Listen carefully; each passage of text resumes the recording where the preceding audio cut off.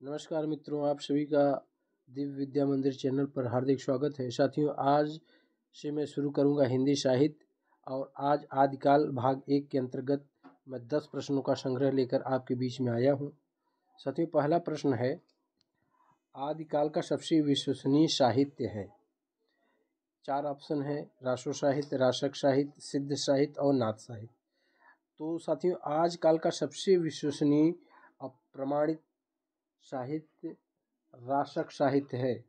साथियों, राशक साहित्य जैन साहित्य के अंतर्गत आएगा। जैन साहित्य,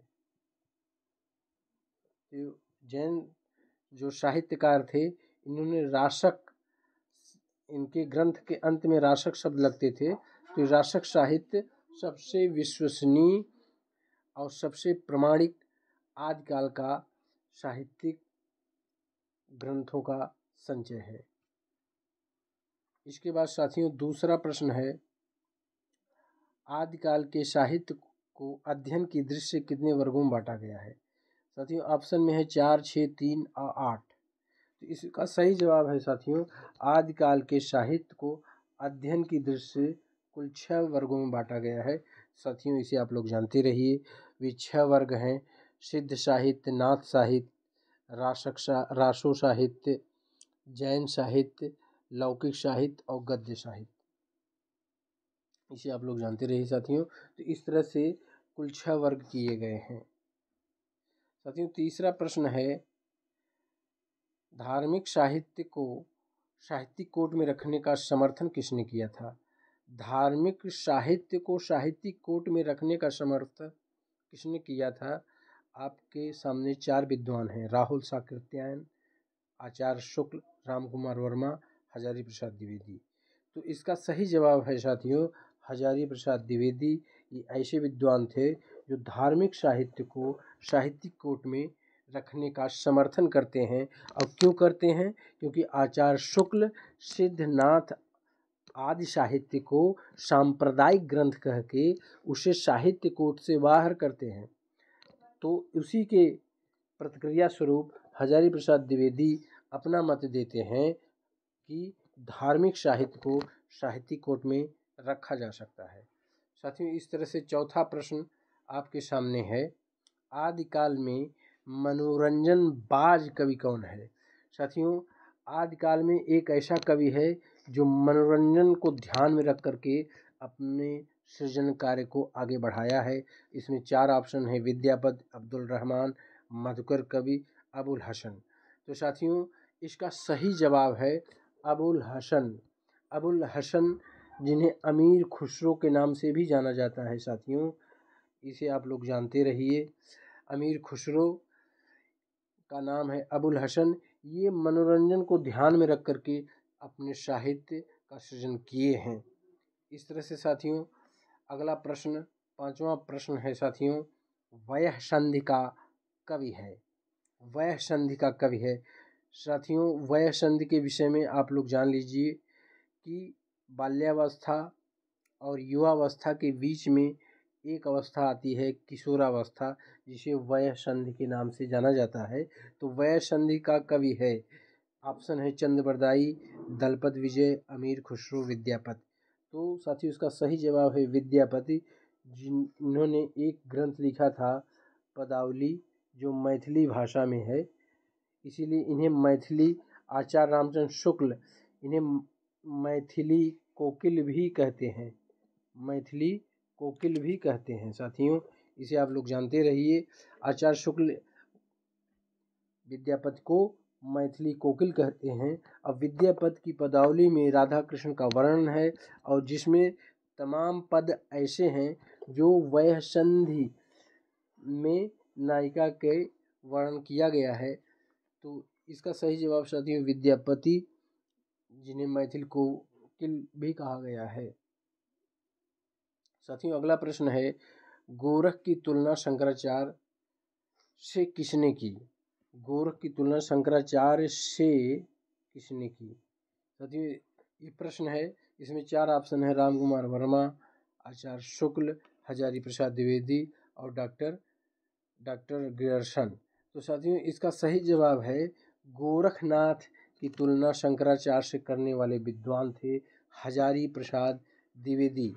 हजारी प्रसाद द्विवेदी गोरखनाथ की तुलना शंकराचार्य से किए हैं और हजारी प्रसाद द्विवेदी लिखते हैं कि शंकराचार्य के बाद इतना प्रभावशाली और इतना महिमान्वित महापुरुष भारतवर्ष में दूसरा नहीं हुआ। किसके विषय में कह रहे हैं? गोरखनाथ के विषय में कह रहे हैं। कौन कह रहे हैं? हजारी प्रसाद द्विवेदी कह रहे हैं। साथियों, अगला प्रश्न है, गोरखनाथ को हिंदी का प्रथम कवि किसने कहा? गोरखनाथ को हिंदी का प्रथम कवि किसने कहा? इसका साथियों सही जवाब है जय सिंह देव। जय सिंह देव ने गोरखनाथ को हिंदी का प्रथम कवि कहा है। साथियों, ये बहुत ही महत्वपूर्ण प्रश्न है। हिंदी साहित्य के इतिहास में तमाम विद्वान ऐसे हैं जो प्रथम कवि को लेकर के अलग अलग अपना अपना मत दिए हैं। जैसे साथियों, एक विद्वान थे शिव सिंह सेंगर। शिव सिंह सेंगर और इन्हीं के साथ में मिश्र बंधु थे। इन्होंने पुंड एक कवि थे, उनको या पुंड कहीं कहीं मिलता है पुष्य, तो इन्हें जो है प्रथम कवि माने हैं। और डॉक्टर राम कुमार वर्मा तो प्रसिद्ध ही हैं।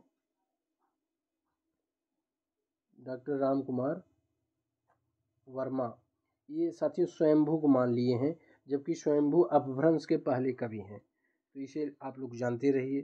साथियों, इसी तरह से राहुल शाकृत्यायन हैं।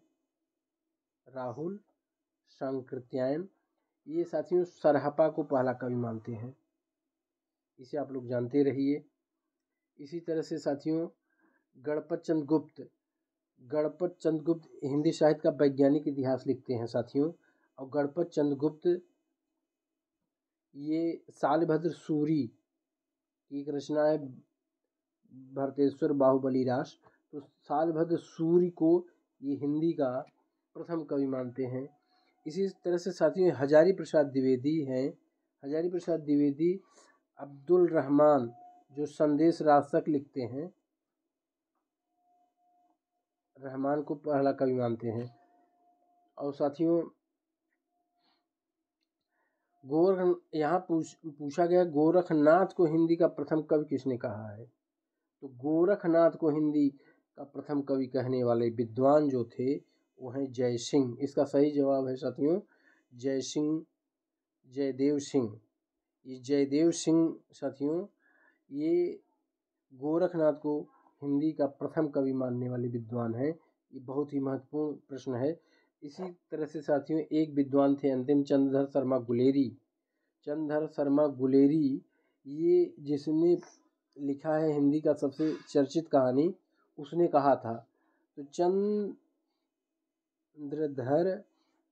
शर्मा गुलेरी नाम से प्रसिद्ध हैं साथियों। और ये गुलेरी जी राजा मुंज को प्रथम कवि मानते हैं। तो इसका सही जवाब है साथियों गोरखनाथ को हिंदी का प्रथम कवि किसने कहा था? तो जयदेव सिंह ये विद्वान थे। इन्होंने जयदेव सिंह ने और जयदेव सिंह के अलावा साथियों इनका साथ देते हैं माता प्रसाद, एक विद्वान और थे माता प्रसाद गुप्त। ये भी जयदेव सिंह के साथ माता प्रसाद गुप्त भी गोरखनाथ को ही प्रथम कवि माने हैं। अगला प्रश्न है साथियों रत्नाकर जोपम कथा पुस्तक का संबंध है। तो साथियों ये रत्नाकर जोपम कथा आदिकाल की एक बहुत प्रसिद्ध ग्रंथ है और ये इस पुस्तक का संबंध यहाँ पूछा गया है। 4 ऑप्शन है महायान सिद्ध से, वज्रयान सिद्ध से, नाथों से, जैनों से।